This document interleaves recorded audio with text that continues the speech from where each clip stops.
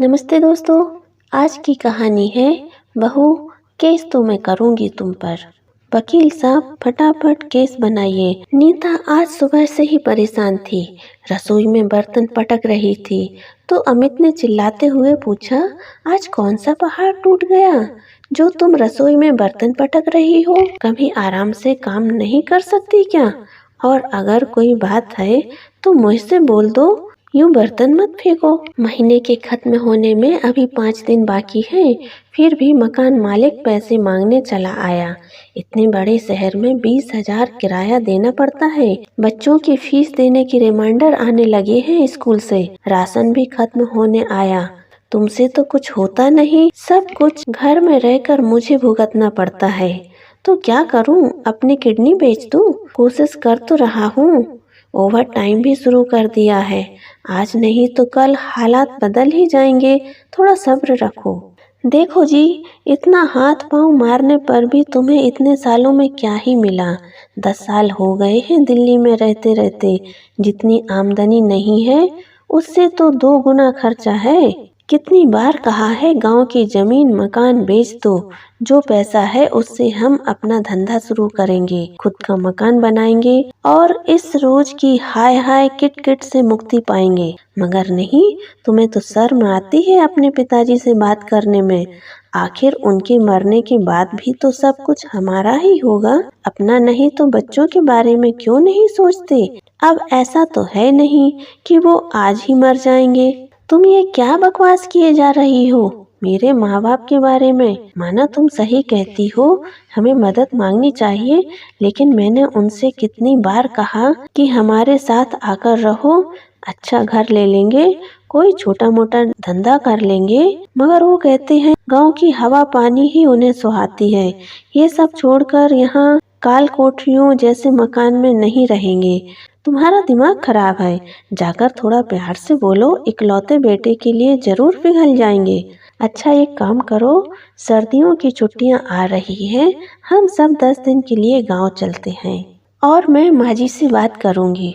हो सकता है कि उन्हें मेरी बात समझ आ जाए और हमारे वारे न्यारे हो जाएं। नीता इस तंग हाली से खुद बहुत परेशान थी।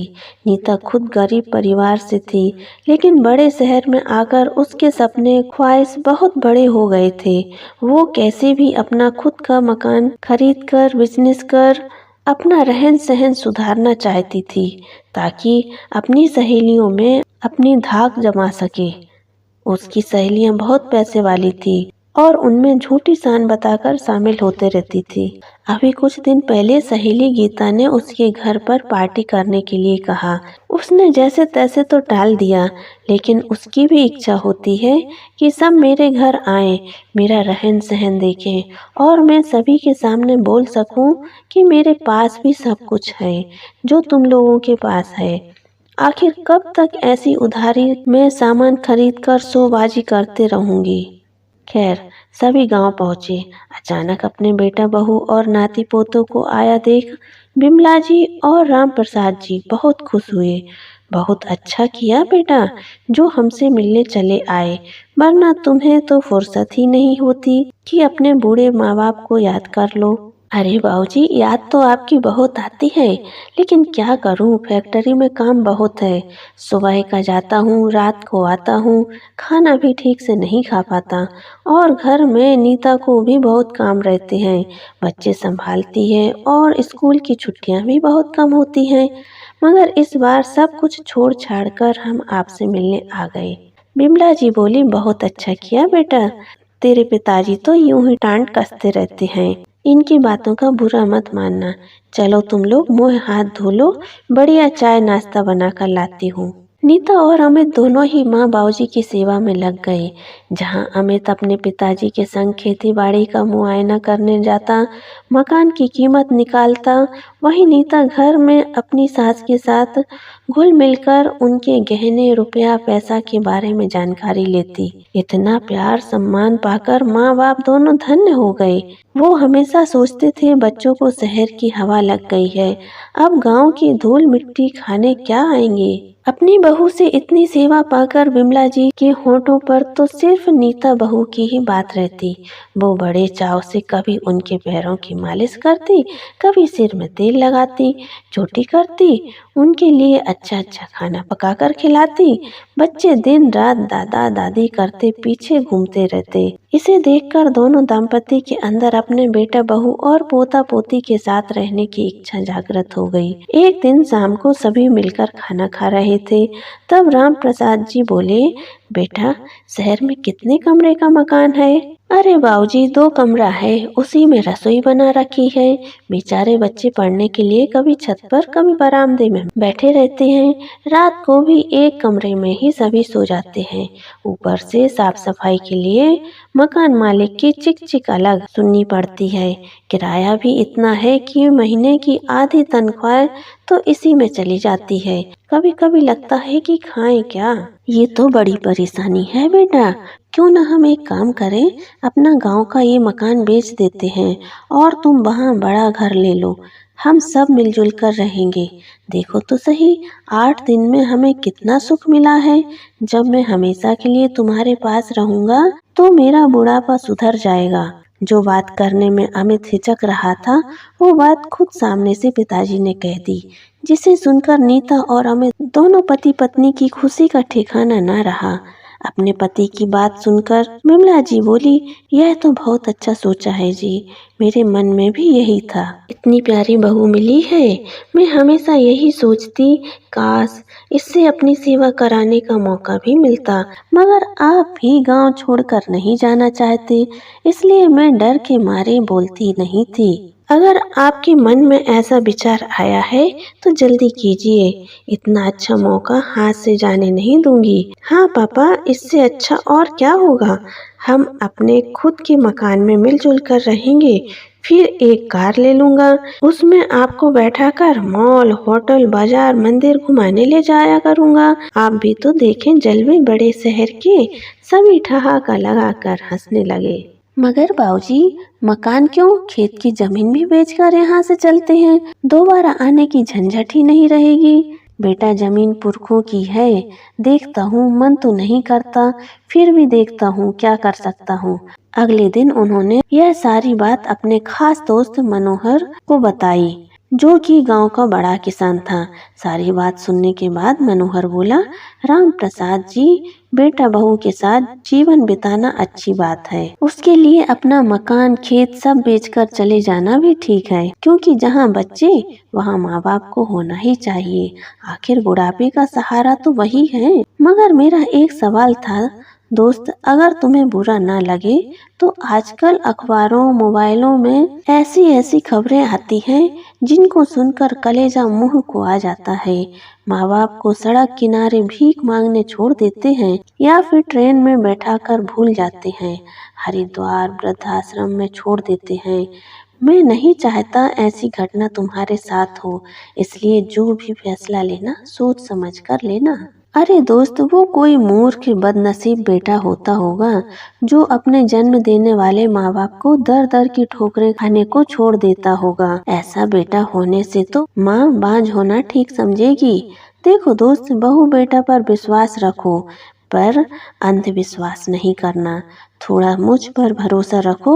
अगले दिन सब कुछ बेचकर अमित सभी को लेकर शहर आ गया। सब बहुत बढ़िया चल रहा था। राम प्रसाद जी ने बेटे को 3 कमरों का नया घर दिलवाया और पैसा बच्चों की पढ़ाई के नाम FD में जमा कर दिया। नीता अपने सास ससुर की खूब सेवा करती। कभी बाहर जाना होता तो बच्चों को उनके भरोसे छोड़ निश्चित होकर चली जाती। मगर धीरे धीरे घर का सारा काम काज विमला जी के कंधों पर आ गया। इतने बड़े बड़े घर की साफ सफाई, बच्चों का टिफिन, खाना, देखभाल करना उनके लिए थोड़ा मुश्किल होने लगा। उस पर आए दिन बहू अपनी किट्टी पार्टी, जन्मदिन, हाउस पार्टियां करती रहती, जिसकी वजह से रसोई का सारा काम विमला जी को संभालना पड़ता। कल बेटा बहू की शादी की सालगिरह थी। खुशी खुशी में विमला जी ने रसोई का काम तो संभाल लिया, मगर रात होते होते उनके हाथ पांव अकड़ गए। जैसे तैसे रात में खाना खाया, सोचा रसोई की सफाई बर्तन सुबह कर लेंगी, मगर सुबह तक उन्हें बहुत तेज बुखार आ गया। अपने बेटे के आगे गिड़गिड़ाकर उसके हाथों से दवा मंगवाई।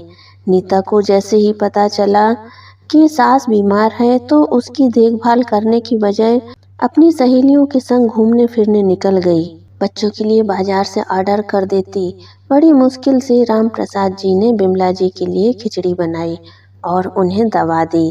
2 दिन बाद बिमला जी को अच्छा लगा तो वे उठकर काम करने लगी। तब राम प्रसाद जी ने उनका हाथ पकड़कर बोला, बस करो भगवान, अब इस उम्र में तुमसे ये सब नहीं होता, मैं देखता हूँ क्या कर सकता हूँ।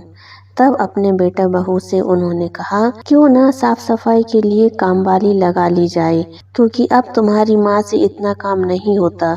सुनते ही नीता और अमित बोले, कभी तबीयत खराब हो जाती है, उसके लिए हम नियम नहीं बदल सकते, और बाबूजी तनख्वाह भी उतनी नहीं है।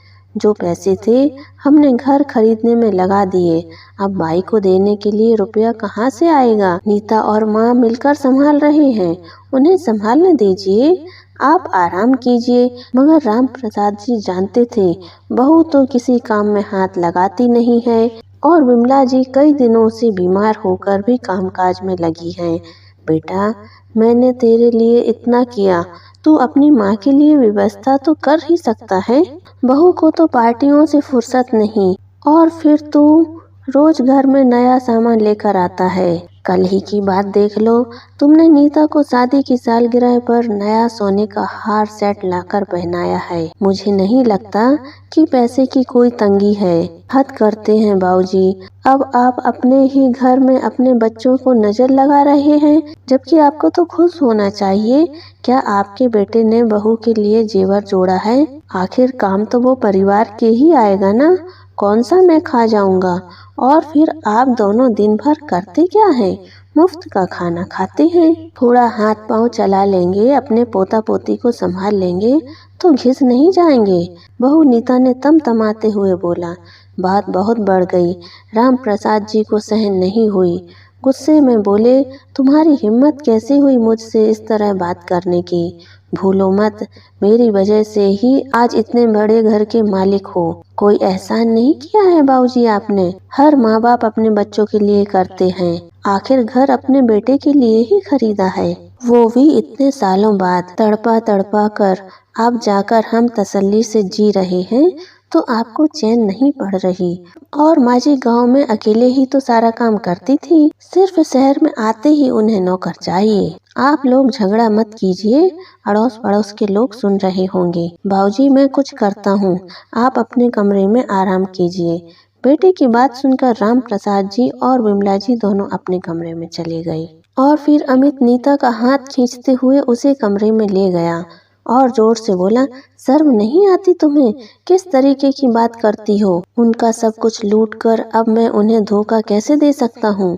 सही तो कह रहे हैं, उन्हीं की वजह से आज इतना बड़ा घर मिला है, वरना चप्पल घिस घिस कर पैरों में घाव बन गए थे। मगर किराए के मकान से छुटकारा नहीं मिल रहा था। देखो जी, तुम पहले भी किसी काम के नहीं थे, मेरी वजह से आज इतना बड़ा घर और रुपया पैसा मिला है। मैं तो जैसी थी वैसी ही हूँ और रहूँगी, और कोई मुझे पार्टियों में आने जाने से नहीं रोक सकता। अगर कुछ करना है तो अपने माँ बाप को वापस गांव का रास्ता दिखाओ। तमतमाते हुए नीता बोली, गांव किस मुँह से भेजूं? सब कुछ तो बेच कर यहाँ पर आ गए, अब क्या झोपड़ी बनाकर दे आऊं?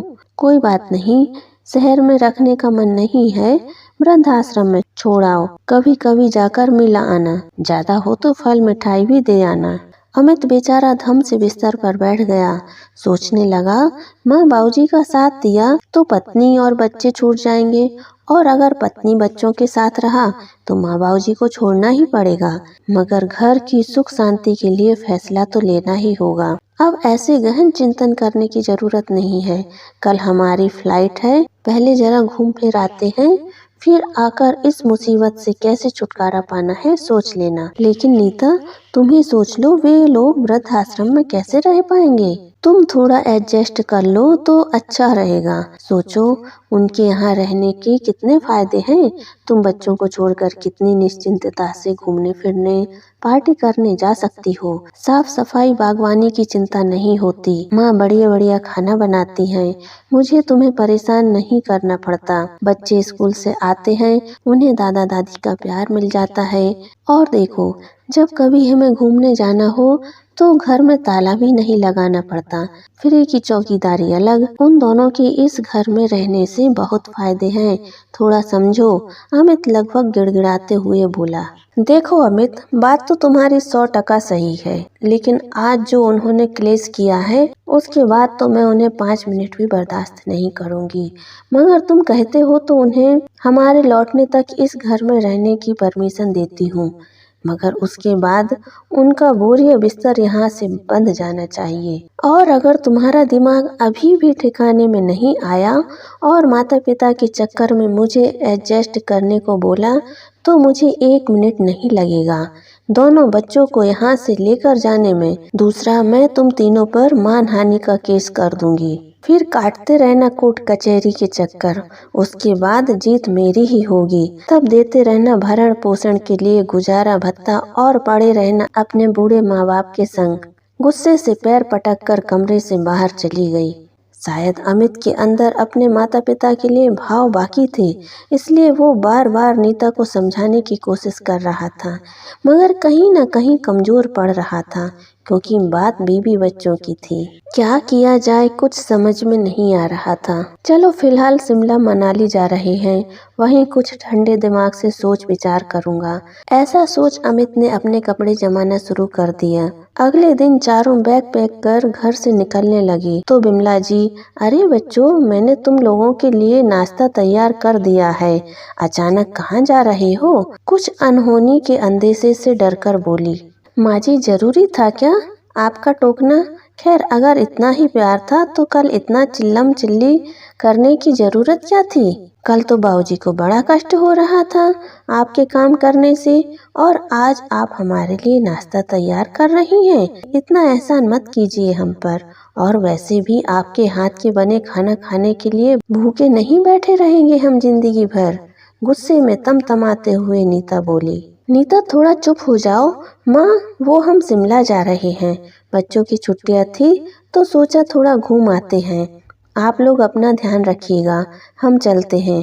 अमित सबको लेकर बाहर गाड़ी के पास चला जाता है, मगर तभी बिमला जी ने देखा कि अमित किसी काम से कमरे में वापस आया है। दौड़कर रसोई में गई, बड़ा सा खाने का डब्बा पैक कर राम प्रसाद जी से बोली, सुनिए जी, अभी वे लोग निकले ही हैं।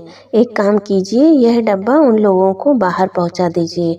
मेरे पाँव में बहुत दर्द है, वरना मैं ही चली जाती।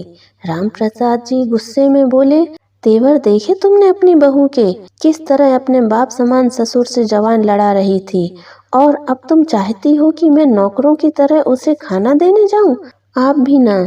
यही सब आपके बेटे ने किया होता तो थोड़ा भी सोचते नहीं। वो बेचारी एडजस्ट कर रही है, पहले अकेली रहती थी। तुम्हारे नाटक भी तो कम नहीं है। देखो जी, सब कुछ एक तरफ, मेरे पोता पोतियों को भूखा नहीं देख सकती। गुस्से में उसने सुबह बच्चों को दूध भी नहीं पीने दिया। हम बड़ों की सजा छोटे नन्हे मुन्ने बच्चे भूखे, यह मैं सहन नहीं कर पाऊंगी। चलिए जाइए, खाने का डब्बा देकर आइए। तुम जैसी जिद्दी औरत के कारण ही मेरा जीवन खराब हो गया। तुम ही जिद करती थी शहर चलो शहर चलो, बहू बेटा के पास रहेंगे। देख लिया परिणाम, कैसी बहू है और कैसा बेटा। बहू के आगे क्यों नहीं बोलता तुम्हारा जोरू का गुलाम। आप अपनी रामायण थोड़ी देर के लिए बंद कर दीजिए। अच्छा ठीक है, बहू के पास नहीं जाना तो बेटा कमरे में आया है, लगता है पैसे भूल गया है, बहुत जल्दी में था। जाइए, कमरे में ही टिफिन थमा दीजिए। कहना माँ ने दिया है, रख लेगा, उसे भी पता है बच्चे भूखे हैं। जाओ, अब देर मत करो। खड़े खड़े मेरा मुंह क्या देख रहे हैं? धक्का देते हुए राम प्रसाद जी को अमित के कमरे में भेज देती है। ना चाहते हुए भी बेटे के कमरे की तरफ पहुँचे। यार, मेरी समस्या समझ, मामला बहुत गंभीर है। पत्नी मेरे माता पिता के साथ रहना नहीं चाहती, घर में क्लेश होते रहते हैं, समझ नहीं आता क्या करूं। कल तो उसने ये तक कह दिया कि अगर शिमला से आने के बाद उन्हें यहाँ देखा तो घर छोड़कर चली जाएगी। अब तू ही बता मैं क्या करूं? अरे ये तो आजकल के आए दिन के नाटक हैं। जवान लोग बूढ़े लोगों के साथ रहना पसंद नहीं करते। इतनी गंभीर समस्या भी नहीं जितनी तूने बना रखी है। उन लोगों ने अपनी जिंदगी जी ली है, अब तुम लोगों को जीनी है। कब तक घर में लड़ाई झगड़ा करते रहोगे? बच्चों पर क्या असर पड़ेगा? मेरी मान तो यह बहुत ही अच्छा सुझाव है, उस पर अमल कर। बोल, कुछ फुसफुसाते हुए दोस्त अविनाश ने बोला। सच में यार, ऐसा हो सकता है? किसी को कुछ बुरा तो नहीं लगेगा? यार इतनी सुविधा मिलेगी तो किसी को क्यों बुरा लगेगा? बल्कि वह लोग तो बहुत खुश होंगे। अब तू जा, छुट्टियां मना, इतनी चिंता मत कर, मैं हूँ ना, सब देख लूँगा। हाँ यार, तूने तो मेरी सारी चिंता ही खत्म कर दी। ठीक है, शिमला से आते ही तू सब संभाल लेना। हाँ हाँ, सब संभाल लूँगा। चल अब रखता हूँ, बाय। उसने फ़ोन रख दिया। इधर तसल्ली करते हुए अमित जैसे ही कमरे से बाहर निकला, अमित ने पूछा, अरे बाबूजी, आप यहाँ क्या कर रहे हैं? वही तो समझ में नहीं आ रहा बेटा कि मैं यहाँ कर क्या रहा हूँ। मतलब मैं कुछ समझा नहीं। बेटा, अगर तुम समझते तो आज घर के हालात कुछ और ही होते, मगर ये तुम्हारी माँ है ना, महामूर्ख, बेटे के मुंह में अंधी। देखो तो बहू ने कितना कुछ कहा, क्या क्या नहीं किया हम लोगों के साथ, फिर भी उसे भूखा नहीं देख सकती। हुई ना बच्चों के मुंह में अंधी। हंसते हुए टिफिन अमित के हाथों में थमा दिया। खा लेना बेटा, रास्ते में, माँ का प्यार है, शायद तुम्हारी भूख मिट जाए। वैसे तो आजकल सब इतने भूखे हो गए हैं कि खाना, रुपया, पैसा, मकान, जमीन जायदाद, खेत खलियान सब कुछ मिल जाए फिर भी उनकी भूख खत्म नहीं होती। बाबूजी, ये क्या पहेलियाँ बुझा रहे हैं? मुझे देर हो रही है, मैं निकलता हूँ, बोल अमित वहाँ से चला गया। उसे जाता हुआ देख राम प्रसाद जी की आंखों में आंसू आ गए। क्या इंसान ये दिन देखने के लिए बच्चे पैदा करता है? क्या हुआ जी? बच्चों की याद आ रही है। जब से वो लोग गए हैं मेरा भी मन बड़ा बेचैन है। अच्छे से लाड़ प्यार भी नहीं कर पाई। पता नहीं खाना खाया होगा या नहीं। हमें उन्हें कम से कम खुशी खुशी विदा करना चाहिए था। यूं लड़ लड़ कर जाना कोई अच्छी बात है? इतनी दूर जा रहे हैं, उनके साथ अपना आशीर्वाद भी भेजना चाहिए था। कोई बात नहीं, थोड़ी देर बाद फोन कर बहू बेटा से बात कर लूंगी, देखना। चुप हो जाओ भगवान, गुस्से में लाल आंखें करते हुए राम प्रसाद जी बोले। बहुत हुआ तुम्हारा लाड़ प्यार। तुम जिन लोगों पर अपना इतना दुलार लुटा रही हो वो तुम्हारे साथ क्या करने वाले हैं इसका तुम्हें पता भी नहीं है। और अगर मैंने बता दिया तो तुम्हारे पैरों तले जमीन खिसक जाएगी। यह प्यार किस चिड़िया का नाम है ये भी भूल जाओगी। भूल जाओगी कि तुम्हारा परिवार भी है। भांग खा लिया है क्या? सुबह सुबह कैसी बहकी बातें कर रहे हैं? क्या हुआ है मुझे बताइए, बिमला जी घबराते हुए पति से पूछती हैं। तुम सुनना चाहती हो तो सुनो। एक ही सांस में जो भी कुछ उनके मन में था सब कुछ बोल दिए। सुनते ही बिमला जी थम से कुर्सी पर बैठ गईं। क्या इतना बड़ा धोखा, वो भी इकलौते बेटे बहू से? हे प्रभु, ये सब देखने से पहले मुझे दुनिया से क्यों नहीं उठा लिया? तुम चिंता क्यों करती हो? मैं भी ऐसा सबक सिखाऊंगा कि जिंदगी भर अपने बाप को याद रखेगा। और ये उदाहरण हर बेटे के लिए होगा। क्या करने वाले हैं मुझे भी तो बताइए। तुम चुप कर जाओ, बोलकर बाहर चले गए। 7 दिन की छुट्टियां खत्म कर नीता अमित बच्चों सहित घर लौट रहे थे। सच अमित जी, इस बार तो मजा आ गया। पहली बार हम इतनी दूर घर द्वार की चिंता किए बगैर घूमने गए थे। हसीन वादियों में दिल भी खुश हो गया। बच्चों ने भी बहुत एंजॉय किया। ये देखो कितनी सुंदर तस्वीरें आई हैं हम सबकी। अब तो घर में आराम करने का इरादा है। नीता और अमित दोनों की बातों में मस्त और व्यस्त थे। कब घर आ गया पता ही नहीं चला। गाड़ी रुकते ही, चलो सामान उतारता हूँ, तुम बच्चों को लेकर आराम करने कमरे में पहुँचो। अरे अमित जी, घर में लड़कियाँ क्या कर रही हैं? आश्चर्य से नीता ने अपने पति से कहा। देखा तो 2 बालकनी में थी, 2 बगीचे में बैठी थी। तभी वहां से जाती एक लड़की को रोककर अमित ने पूछा, आप लोग कौन हैं और हमारे घर में क्या कर रही हैं? यहाँ तो हमारे माँ बाबूजी रहते हैं, आप यहाँ किसकी इजाजत से घूम रही हैं? भैया, ये घर तो राम प्रसाद जी का है, उन्होंने हमें किराए पर दिया है। हम लोग पास के ही कॉलेज में पढ़ती हैं। घर दूसरे शहर में है, ये घर कॉलेज के पास है, इसलिए यहाँ कमरा किराए पर लिया है। वैसे आप लोग कौन हैं? पहले तो कभी नहीं देखा। कमरा किराए पर दिया है, बाकी बात सुन। अमित नीता दोनों के तोते उड़ गए। ये माँ बाबूजी ने क्या कर डाला? घर किराए पर देने के नाम पर बहू बेटा दोनों तिल मिला उठे। तमतमाते हुए अमित ने घर में प्रवेश किया तो देखा अम्मा बाबूजी टेबल पर बैठे चाय नाश्ता कर रहे थे। वाह बाबूजी, बेटे के जाते ही घर को हॉस्टल बना दिया। आखिर आपने ये सब किससे पूछकर किया है? और माँ, बाबूजी इस उम्र में सठिया गए हैं, मगर आपने भी उन्हें रोका नहीं, लड़कियों को कमरे किराए पर दे दिए। नीता भी गुस्से में चिल्लाई, मेरा कमरा इन लड़कियों को दे दिया, सारा सामान कहाँ है? बाबूजी, घर में छोटी मोटी लड़ाई होती रहती है, मगर कोई ऐसे अपने बेटा बहू को अपमानित करता है? अब आप ही बताइए, हम लोग कहाँ जाएंगे? और दूसरी बात, यह घर आपके बेटे का है, आपने हमसे बिना पूछे यह सब डिसीजन कैसे ले लिया? तिल मिलाते हुए बोली। आराम से चाय का कप टेबल पर रखते हुए राम प्रसाद जी बोले, कौन सा घर, किसका घर, तुम लोग किस हक की बात कर रहे हो? और मुझे कुछ भी करना है उसके लिए तुम लोगों से पूछने की जरूरत है? मुझे नहीं लगता। और फिर तुम दोनों जो करना चाहते थे वह मैंने कर दिया। बस फर्क इतना है, इस घर से हम दोनों जाने वाले थे, अब तुम दोनों चलते बनो। बाबूजी के मुंह से ऐसी बात सुनते ही दोनों का मुंह खुला रह गया। फिर भी नीता कहाँ पीछे रहने वाली थी?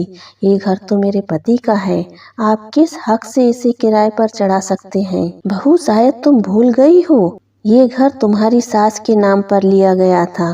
पूछो अपने पति से, टैक्स बचाने के चक्कर में उसने महिला सीनियर सिटीजन के नाम पर रजिस्ट्री करवाई थी। पैसे बचाने थे इसे, इसी चक्कर में बड़ी भूल कर दी, मगर इसकी भूल हमारे लिए अच्छी साबित हुई। मगर बाबूजी, आप भूल रहे हैं, पिता की प्रॉपर्टी में बेटे का पूरा अधिकार होता है। हम कोर्ट कचहरी कर आपसे अपना हक लेंगे। आगे की सारी बात वकील साहब तुम्हें बताएंगे। इतने में वकील माधव प्रसाद और उनके गांव के खास दोस्त मनोहर जी वहां पहुंच गए। वकील साहब बोले, कानूनन इस घर पर तुम्हारा कोई हक नहीं, क्योंकि इस घर में लगाया सारा पैसा राम प्रसाद जी की किसानी की कमाई का है, जिसके गवाह खुद मनोहर जी हैं, जिन्होंने खेत की जमीन खरीदी है। तो जो भी कुछ है सब राम प्रसाद जी का है और उनकी मर्जी के बगैर तुम्हें फूटी कौड़ी नहीं मिल सकती। करते रहो लाख कोर्ट कचहरी। सारी बाजी हाथ से जाते हुए देख नीता ने गिरगिट की तरह अपना रंग बदला। माँ बाबूजी, आखिर गलती तो बच्चों से ही होती है, बड़ों का फर्ज है कि वो उनकी गलती पर उन्हें समझाएं, डांटें, मगर इस तरह हमें बेघर कर देना गलत है। कुछ नहीं तो आप अपने पोता पोती की सोचिए, क्या करेंगे, कहाँ जाएंगे बेचारे? हाँ बाबूजी, जरूर आपको कोई गलतफहमी हुई है और उसके चलते आप इतना बड़ा कदम उठा रहे हैं। छोटे मोटे झगड़े आखिर किस घर में नहीं होते, उन्हें सुलझाना चाहिए, ना कि दूसरों को बुलाकर घर में तमाशा करना चाहिए। उसका इशारा वकील साहब और दोस्त मनोहर जी पर था। आप समझिए बाबूजी, बाहर वाले लोग आकर सिर्फ हंसी ही उड़ाते हैं, घर वाले ही होते हैं जो एक दूसरे की समस्या को समझ सकते हैं। आज तक चुप रहने वाली बिमला जी बोल पड़ी, वाह बेटा, तेरी नसीहत सुनकर तो मैं बहुत खुश हुई, कम से कम तुझ में इतनी अक्ल है। आज जान गए कि बाहर वाले और घर वालों में क्या फर्क होता है, लेकिन अब तू मेरी नसीहत सुन। अपने बेटा बहू पर यकीन करके मैंने दुनिया की सबसे बड़ी गलती की। तुम लोगों पर इतना भरोसा किया, सब कुछ बार दिया, तुम्हारे बाबूजी से भी लड़ाई की, हर बार यही कहती रही, शांति बनाए रखो, घर का मामला है, सुलझ जाएगा, मगर तुमने तो हमें वृद्ध आश्रम भेजने का पूरा इंतजाम कर लिया था। अमित और नीता एक दूसरे की शक्ल देखने लगे। तब राम प्रसाद जी बोले, घबराओ मत बेटा, ये बात तो मैंने उसी दिन सुन ली थी जिस दिन तुम शिमला जाने के लिए निकल रहे थे। चाहता तो मैं उसी दिन तुम दोनों को घर से निकाल देता, लेकिन तुम मुझे आश्चर्यचकित करते उससे पहले ही मैंने तुम्हें हैरान कर डाला। मैं तुम्हें बताना चाहता था कि प्लान तुम ही नहीं, मैं भी बना सकता हूँ। अब तुम ज़्यादा देर मत करो, तुम्हारा सामान स्टोर रूम में पड़ा है, फटाफट उठाओ और निकल जाओ। मगर बाबूजी, मैं कहाँ जाऊँगा? इसकी चिंता तब करनी चाहिए थी जब तुम अपने बूढ़े माँ बाप को घर से निकालने का सोच रहे थे। बेटा, अगर ऐसा होता तो मैं भी तुम्हारे दादा दादी को निकाल देता, मगर मैंने भी ताउम्र उनकी सेवा की। ये सब तुमने अपनी आंखों से देखा है, फिर तुम ऐसा कैसे कर सकते हो? चलो मान लेते हैं तुम्हें अलग रहना था, तो साफ साफ बता देते, हम लोग अपना इंतजाम कहीं और करते। इस तरह हमें घर से बेघर करने के तरीके तुम्हें नहीं आजमाने चाहिए थे। अब इसकी सजा तो तुम्हें मिलेगी। माँ, आप ही समझाइए ना, मेरे पास तो इतना पैसा भी नहीं है कि 1 महीने का किराया दे सकूं। जो था सब खर्च कर दिया। ये सब पहले सोचना था। जो भी खर्चा पिछले 1 साल से कर रहे थे वो बाबूजी की मेहनत के थे। बहू, केस तो करूंगी तुम पर। वकील साहब, फटाफट केस बनाइए बेटा बहू द्वारा घर से निकाल देने की साजिश, और हमारे पैसों से पार्टियां की गई, गहने खरीदे गए, छुट्टियां मनाई गई, सारा पैसा वसूल करना है। कीजिए बहू बेटा पर मानहानि का दावा, माँ बिमला जी ने कठोर शब्दों में कहा। अब तो नीता के मुंह में कोई शब्द न बचे। हर बात पर कोर्ट कचहरी की धमकी देती थी। आज सास के मुंह से वही सब सुनकर उसे एहसास हुआ कितनी गलती करती थी। पैसे और अय्यासी के लालच में इतनी अंधी हो गई थी कि बूढ़े सास ससुर को मोहरा बनाकर इस्तेमाल कर रही थी। पैसों के लिए गांव से लाई और शहर लाकर नौकरों से भी बुरा बर्ताव किया। इतने पर भी मन न भरा तो दोनों को वृद्ध आश्रम भेजने की योजना बना डाली। हमेशा जिम्मेदारियों से मुक्त जीवन जीने की कोशिश में लगी रही, मगर भूल गई जिम्मेदारियां कभी खत्म नहीं होती। तब नीता हाथ जोड़कर अपने सास ससुर से बोली, माँ, बाबूजी, आपने जो किया सोचा अच्छा किया। हम इसी लायक हैं। मुझे तो अमित ने कई बार रोका, मगर मैं ही नहीं मानी। मेरी वजह से आज एक बेटे पर से माँ बाप का भरोसा उठ गया है। सोचती हूँ अगर कल को यही सब मेरे साथ हुआ तो, मगर अब मैं अपनी भूल सुधारने की कोशिश करूँगी। सिर्फ इसलिए नहीं कि मुझे रुपया पैसा चाहिए, बल्कि इसलिए कि देवता समान माता पिता का दिल दुखाने का प्रायश्चित मुझे करना है। राम प्रसाद जी और बिमला जी दोनों दोबारा जालसाजों की बातों में नहीं आना चाहते थे। जब एक बार भरोसा उठ जाए तो दोबारा करने में बहुत मुश्किल होती है। फिर भी अंदर से पिघल रहे थे, मगर बाहर से सख्त बने रहे, क्योंकि अब उनमें धोखा सहने की हिम्मत और ताकत दोनों ही नहीं थी। दोनों चुपचाप घर से चले गए। घर के पास ही मकान किराए पर ले लिया ताकि माँ बाबूजी का ख्याल रख सकें। कभी सामान लेने के बहाने तो कभी माँ बाबूजी को देखने के बहाने दोनों घर के चक्कर काटा करते थे। अब नीता पहले जैसी नहीं रही। वो अपनी सास के लिए उनकी पसंद की सब्जियां बनाकर लाती तो कभी बाबूजी के लिए मिठाई लेकर आती। अमित भी बहाने से बात करने की कोशिश करता, मगर अब वे सिर्फ हाँ ना में ही जवाब देते। हाँ, बच्चों के साथ खूब हंसते बोलते। ऐसे ही इशारों इशारों में माँ बाबूजी के दिल का हाल मिल जाता। घर में कमाई का जरिया अमित की तनख्वाह ही था और खर्चे बढ़ रहे थे। इसलिए नीता ने अपनी फिजूल खर्ची बंद कर दी और एक टिफिन सेंटर शुरू कर दिया, जिसके 2 मकसद थे। पहला तो कमाई और दूसरा माँ बाबूजी के घर पर निगरानी। उसे अच्छे से पता था वे लोग कभी आगे से बुलाएंगे नहीं, मगर नीता और अमित जानते थे अब बाबूजी की तबीयत थोड़ी नासाज रहती है। उन्हें अस्थमा था और अब फेफड़े भी साथ नहीं दे रहे थे। उनका ध्यान रखना जरूरी हो गया था। हट के कारण या यूं कहें उनकी गलती के कारण अब वे बेटा बहू पर विश्वास नहीं करते थे, मगर अब बेटा बहू ने भी विश्वास जीतने की ठान ली थी। एक दिन नीता लड़कियों को डब्बा पहुंचाने घर पहुंची तो देखा बाबूजी हॉल में बेहोश पड़े थे। पीछे से बिमला जी मंदिर से पहुंची। उन्हें ऐसी हालत में देखकर रोना पछताना चालू कर देती हैं। माँ जी चुप हो जाइए, इस तरह रोने चिल्लाने से कुछ नहीं होगा। चलिए बाबूजी को उठाकर पलंग पर लेटा देते हैं। खबरदार जो इन्हें हाथ भी लगाया तो। बिमला जी तमतमा गई।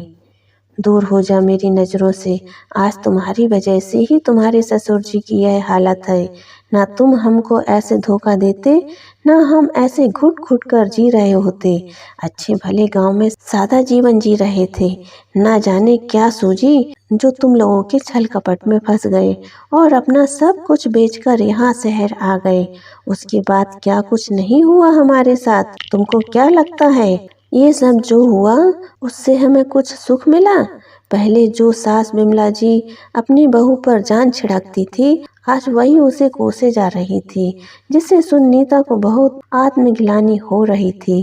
कहीं ना कहीं वो ही इन सब घटनाओं का मुख्य कारण थी। माँ जी, मैं आपकी हर एक बात मानूंगी। आप कहेंगी तो कभी मैं आपको अपनी शक्ल नहीं दिखाऊंगी, मगर अभी बाबूजी को डॉक्टरी जांच की बहुत ज़रूरत है। शायद इन्हें दिल का दौरा पड़ा है, इसलिए पहले हम इन्हें अस्पताल ले चलते हैं। मगर विमला जी तो जैसे पति की हालत देख पगला गई थी।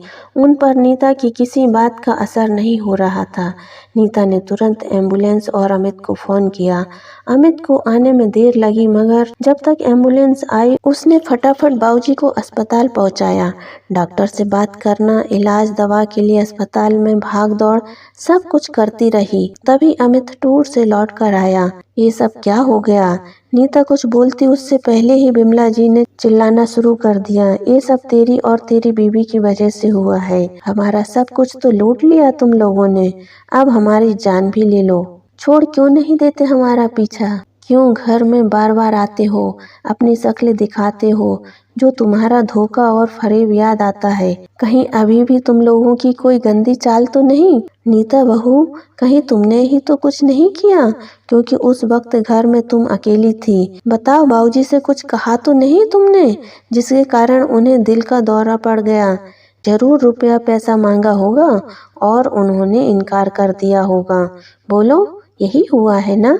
माँ बावरी सी अपनी बहू पर इल्जाम लगा रही थी। तभी डॉक्टर बाहर आए और बोले, अम्मा जी यह अस्पताल है, यहाँ जोर जोर से बातें ना कीजिए। अगर आपको लड़ाई झगड़ा करना ही है तो बाहर चले जाइए। तब बिमला जी बोली, नहीं नहीं, मैं कहीं नहीं जाऊंगी। निकालना है तो इन धोखेबाजों को। चलो यहाँ से निकल जाओ, मैं इनकी शक्ल नहीं देखना चाहती। माँ जी, आप क्या कह रही हैं? आपकी बहू ने समय पर अपने ससुर को अस्पताल ना पहुंचाया होता तो राम प्रसाद जी का बचना मुश्किल था। घर में जो भी विवाद हो, कम से कम अभी तो शांत रहिए। गुस्से से डॉक्टर बोलकर चला गया। उसकी बात मानकर बिमला जी थोड़ा शांत हो गई, मगर उनके दिल और दिमाग में उठते सवाल ज्वालामुखी की तरह फूट रहे थे। उनकी शक की सुई नीता पर ही अटकी हुई थी। हो न हो बहू ने ही कुछ किया है। बिमला जी की बात सुनकर नीता बहुत आहत हुई।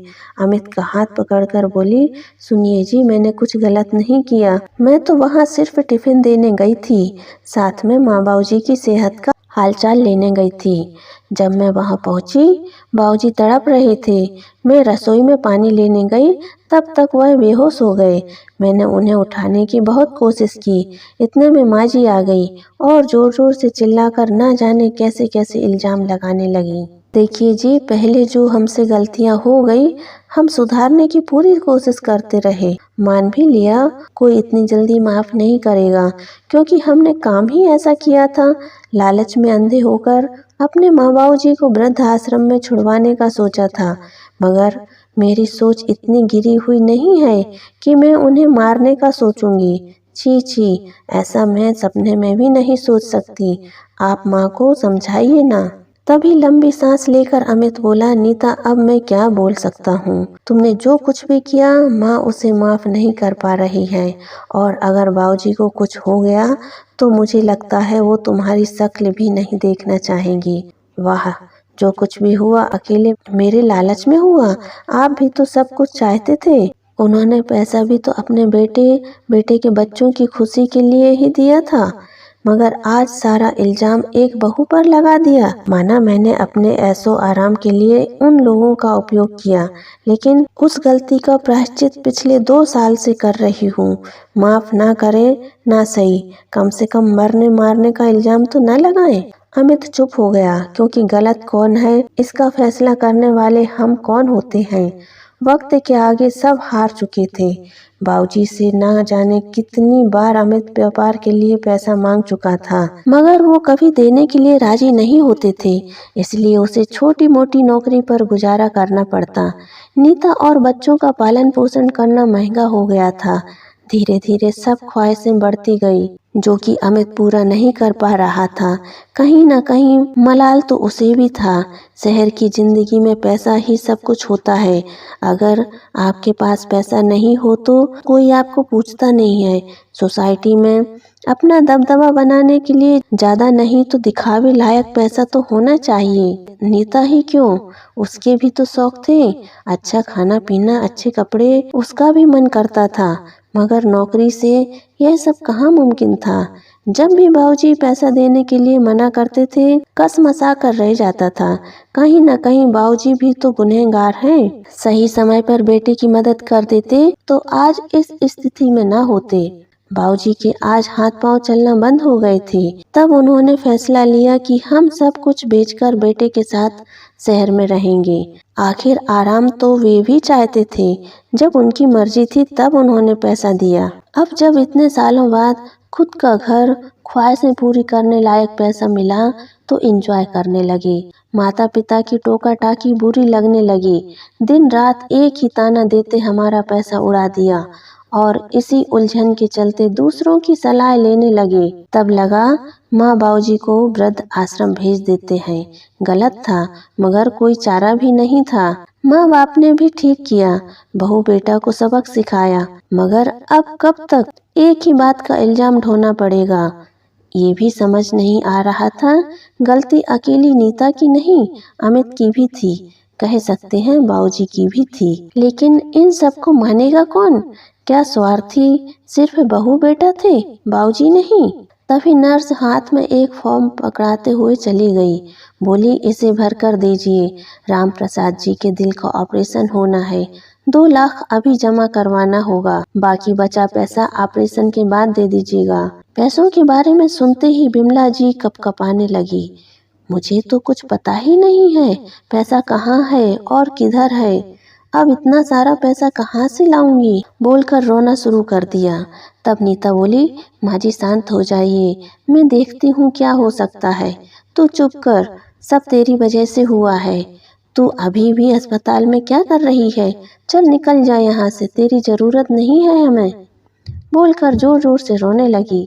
अमित और नीता समय की नजाकत को देख पैसों की व्यवस्था करने निकल पड़े। थोड़ी देर बाद दोनों ने अस्पताल में पैसे जमा करवा दिए। राम प्रसाद जी का ऑपरेशन अच्छे से हो गया। 2 दिन बाद जब उन्हें होश आया तो देखा उनके पास बिमला जी बैठी हुई थी। राम प्रसाद जी को जागा हुआ देख पहले तो वो बहुत प्रसन्न हुई, फिर बोली, आप ठीक हैं, डॉक्टर साहब यही हैं, कुछ चाहिए हो तो बताइएगा। बहू नीता को बुलाओ, खड़खड़ाती आवाज में राम प्रसाद जी बोले। क्यों उस मनहूस का नाम ले रहे हो? पहले आप ठीक हो जाइए, घर चलिए, फिर जो सजा देना है उसे हम देते रहेंगे। इस बार हम साफ कर देंगे, मोहल्ले से भी दूर चली जाए, ताकि दोबारा हमारे घर में ताकने झांकने कभी ना आए। गुस्से में तमतमाते हुए बिमला जी ने पिछली सारी बातें बोल दी। बेटा बहू को बुलाओ, तभी बताऊंगा क्या कहना चाहता हूँ। पति की इच्छा मान बिमला जी ने बाहर आकर बहू बेटा दोनों को अंदर बुलाया। दोनों के अंदर आते ही राम प्रसाद जी बोले, बिमला, बहू की वजह से कुछ भी नहीं हुआ, मैं वहाँ अकेला चक्कर खाकर गिर पड़ा था, तभी बहू ने मुझे उठाने की कोशिश की, पानी पिलाया, कहती रही बाबूजी आपको कुछ नहीं होगा। इतने में तुम आ गई और तुमने आते ही जोर जोर से चिल्लाना शुरू कर दिया। मैं इशारों में तुम्हें चुप रहने को कह रहा था, मगर तुम नहीं समझी और मैं बेहोश हो गया। मैंने अभी डॉक्टर से भी पूछा तो पता चला तुमने बहू को क्या कुछ नहीं कहा। फिर भी उसने मेरी जान बचाने के लिए अपनी मेहनत का पैसा और गहना सब कुछ बेचकर मेरे इलाज पर खर्च कर दिया। ये इस बात का सबूत है कि बहू सच में अपनी गलती का पश्चाताप कर रही थी, न कि हमारे घर आकर हमसे रुपया पैसा लूटना चाहती थी। अभी तक जो हुआ उसे भूलने में भलाई है। मैं चाहता हूँ बेटा, बहू और बच्चे हमारे साथ आकर रहें, और अगर कोई परेशानी है तो मिलजुल कर हल करें। नीता बहू, तूने मेरी जान बचाकर साबित कर दिया है कि तुम सच में अपनी की गई गलती का पश्चाताप कर रही थी। बेटा, मैंने तुम्हें माफ कर दिया। और अमित, मैं जानता हूँ तू शुरू से अपना डिपार्टमेंटल स्टोर खोलना चाहता था, मगर हर बार मैंने तुझे पैसे देने से इनकार कर दिया, जिसकी वजह से हमेशा पैसों की तंगी तुम्हें बनी रही। लेकिन अब मैं तुझे तेरा सपना सच करने के लिए पैसा तो दूंगा ही, साथ में तेरी दुकानदारी में हाथ भी बटाऊंगा, ताकि ये बहू द्वारा दी गई जिंदगी मैं अच्छे से जी सकूं। राम प्रसाद जी की बात सुनकर विमला जी बोली, नीता बहू, मुझे माफ कर दे। मैं भी जाने क्या क्या इल्जाम तुझ पर लगाती रही, मगर तू चुपचाप सह गई, क्यों कुछ नहीं बोला। सच बहू, मैं अपने किए पर बहुत शर्मिंदा हूँ। माँ, आप मुझसे माफ़ी मत मांगिए। गलती तो मैंने की थी, जिसकी सज़ा मैं भुगत रही थी। मेरे कर्म ही ऐसे थे, तो मेरे साथ ये सब होना लाजमी था। जब हम कोई बहुत बड़ी गलती करते हैं तो उसका दाग आसानी से छुड़ा नहीं पाते। और फिर आप तो मेरी माँ समान हैं। आपके कहे का क्या बुरा मानना। नहीं, मैं भी अब अपनी गलती का पश्चाताप करूंगी। तेरे टिफिन सेंटर में मुझे भी नौकरी दे देना। आम का अचार, चटनी बनाना, सब्जियों की काट छाँट करना मैं खूब अच्छे से जानती हूँ। माँ जी, आप भी ना और कितना पाप चढ़ाएंगी अपनी बहू पर।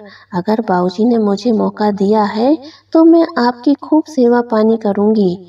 आप बस बैठे बैठे हुक्म दीजिएगा, मुस्कुराकर बोली। अंत भला तो सब भला। इस तरह एक परिवार ने कई उतार चढ़ाव देखकर जीवन में एक सुखद मोड़ ले ही लिया। इस कहानी की लेखिका कनार शर्मा जी हैं। तो दोस्तों, यह कहानी आपको कैसी लगी और आपके इस कहानी पर क्या विचार है, कमेंट करके जरूर बताइए। वीडियो को लाइक और शेयर कीजिए, और आपके सब्सक्राइब करने से हमारी मेहनत भी सफल हो जाएगी, तो सब्सक्राइब जरूर कीजिएगा। फिर मिलेंगे। जय हिंद, जय भारत। खुश रहिए, खुश रखिए।